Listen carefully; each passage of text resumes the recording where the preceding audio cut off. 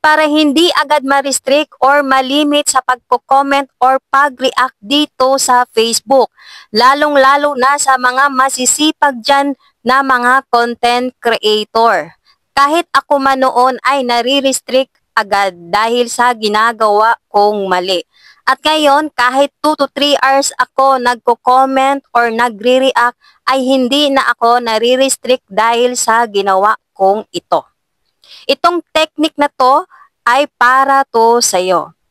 Unahin natin sa pakikipag-engage. Una, kung nag-comment ka ng congrats at nag-react ka ng heart.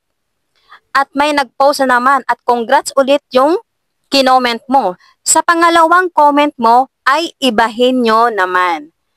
Ang i-comment nyo ay keep it up at ang i-react nyo naman ay like. At sa pangatlo naman, ibahin nyo naman. At saka ang i-react nyo ay wow. Para hindi tayo ma-detect ni Meta na paulit-ulit yung mga komento natin. At syempre, kung sa video naman, ay tapusin nyo muna yung video bago kayo mag-comment at mag-react para iwas restriction at violation dito kay Meta. So yun lamang po, please follow for more tips.